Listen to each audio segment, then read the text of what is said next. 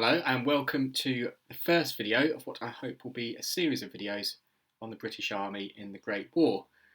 I'm making these videos in the hope that they will be of use to anyone who has an interest in the structure of the army and in particular the regimental system, which is complex to say the least, even to those who are familiar with it, or for anyone who had family who served in the war and wants to learn a little bit more about the way that the army was organised.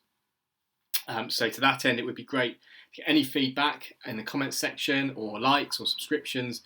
And if this is of any use to people, then I'll keep making these videos and I'll try and work my way through the army in some sort of order. To start with, I'm just going to talk about the Guards Regiments of the British Army as they were in the Great War.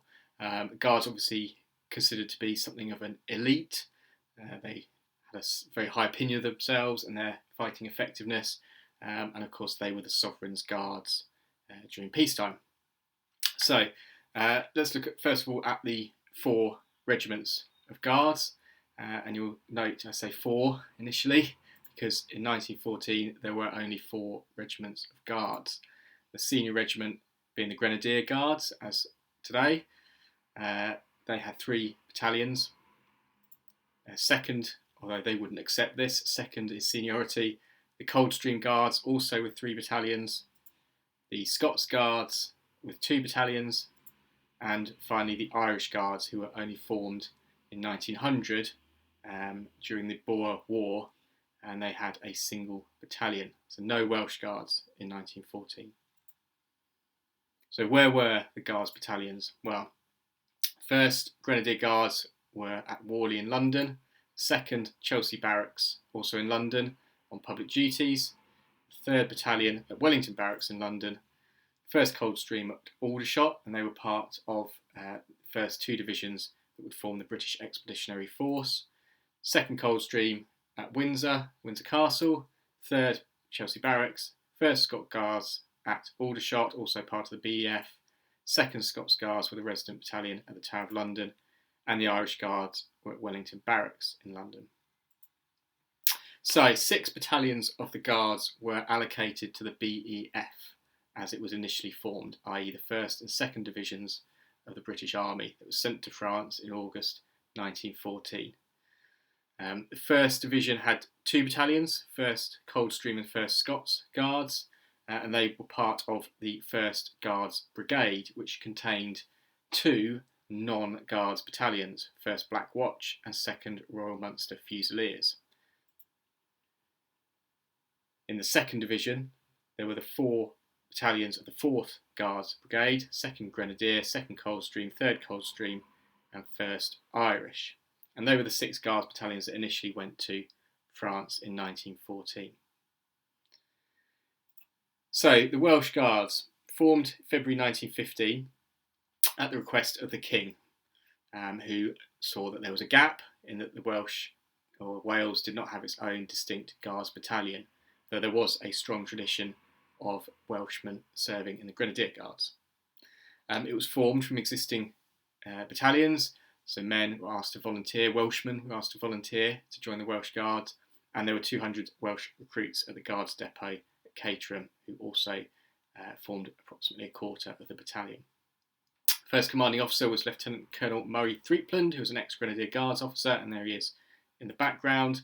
And the Welsh formed themselves typically, as in accordance with the battalion structure of the time, into 4 companies, but slightly unusually, they called their first or most senior company the Prince of Wales Company, and then the others were numbered in the Guards fashion 2, 3 and 4. So, in 1915, the decision was made to form a division of Guards.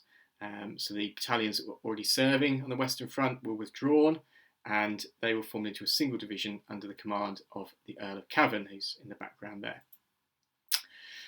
The 1st Guards Brigade contained 2nd Grenadier, 2nd Coldstream, 3rd Coldstream and 1st Irish, so that's in effect the same as the 4th Guards Brigade that was serving as part of the 2nd Division. 2 Guards Brigade, 1st Coldstream, 1st Scots, 3rd Grenadier, 2 Irish, and the 3rd Guards Brigade, 1st Grenadier, 2nd Scots, 4th Grenadier, 1st Welsh, and you'll notice there's some new battalions there.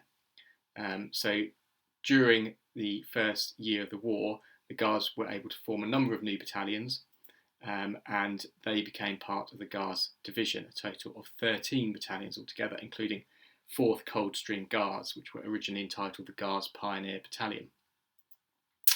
So 3rd Grenadier were the last pre-war serving Guards Battalion still in England in 1915 on public duties at the time, and they were sent across to France, and they were joined by the newly formed battalions of the Guards Regiments. So the Irish Guards, the Grenadier Guards and the Coldstream Guards all formed an additional battalion, a wartime raised battalion, to a total therefore of 13. Now, when the division was being organised, the original composition of the division was to include a single brigade of 4 Grenadier Guards regiments, and this was objected to by Cavan, who said that this would cause 2 issues. Firstly, he objected to the breaking up of the 4th Guards Brigade, which had served so well in France, and secondly, he was concerned that having a brigade that consisted of all four Grenadier Guards battalions would cause significant issues should they suffer heavy casualties in terms of replacement officers. So the original structure was maintained, and you had 1st Guards Brigade, which was a very experienced formation, and then 2nd and 3rd Guards Brigades each absorbed 2 battalions from the UK. In addition, each regiment formed a single battalion as a reserve battalion, and their job was twofold. Firstly, to provide reinforcements for the serving battalions, and secondly, to conduct public duties in England.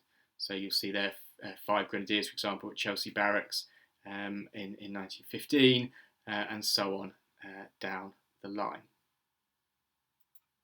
Now, the Guards Division fought very well on the Western Front during the whole war. It was considered to be one of the best divisions in the BEF consistently, which is perhaps unsurprising.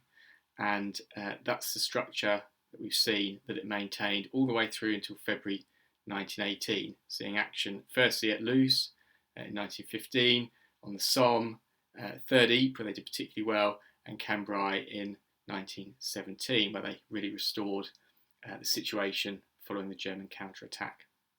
Now, in February 1918, the British Army, due to a manpower crisis, reduced the number of battalions serving on the Western Front by 1/4. So every division lost 3 battalions on average. Now, when the decision was made to disband battalions, stipulation was put out that no regular battalions, no first-line territorial battalions, and no Guards battalions were to be disbanded. So the Guards Division had to go from 12 battalions down to 9, serving within the infantry brigades, which meant they had to lose 3 battalions. And the 3 battalions that did leave the division in February 1918 were 3rd Coldstream, 3rd Grenadiers, and 1st Welsh Guards. And they went to the 31st Division and formed a resurrected 4th Guards Brigade. And they served with the 31st Division for several months until further upheaval in the summer of 1918 saw them leave that division, and actually they became an independent brigade by the end of the war. In addition, the Guards were able to form a number of machine gun battalions. The first 3 were formed by the Household Cavalry, so the Life Guards and the Royal Horse Guards, and aren't really relevant here, but the 4th Battalion was formed in March 1918, and it was formed from 3 Guards machine gun companies that were grouped together with an additional 4th company and became the 4th Guards Foot Guards Battalion, the Guards Machine Gun Regiment, and they were attached to the Guards Division until the armistice. So something that's often of interest is the number of fatalities, sadly, that were suffered by infantry regiments. Now, unfortunately, some of the Guards regiments don't distinguish between the battalions when they list or record their fatalities, so I've had to do a combined total. And these totals are broadly accurate, but of course there is always some discrepancy when it comes to counting fatalities. Just a couple of observations here. Firstly, the Grenadier Guards lost the most men killed overall during the war, but of course they had more battalions serving in the front line, so 4 battalions. Every other regiment had 3 or fewer because, of course, 4 Coldstream were a pioneer battalion and therefore were not routinely serving in the very front line or the advance of an attack. One other thing of note is Scots Guards lost just under 3,000 men killed, but of course the Scots Guards didn't actually form any wartime battalions, so they suffered per battalion the highest fatal casualties of any regiment in the British Army. We can see in total, therefore, just over 14,000 men, officers and men, were killed while serving with the Guards during the First World War.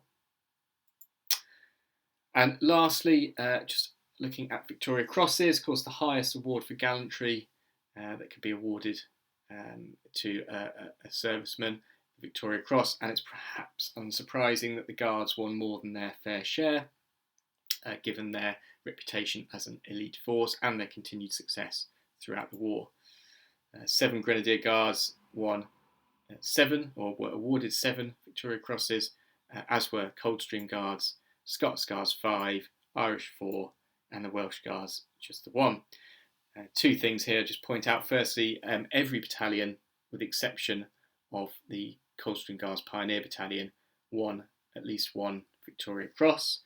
And you'll see under Irish Guards that 1 man from the Irish Guards won his Victoria Cross whilst serving with 16 Lancashire Fusiliers. So there was a certain degree of cross-posting of officers to other battalions. So a total, therefore, of 24 Victoria Crosses won during the war.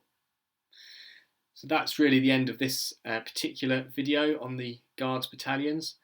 Like I said at the start, please do let me know if this has been of any interest. And also, I certainly don't claim to be infallible, so if I've made any egregious errors, again, please do let me know and I will correct them.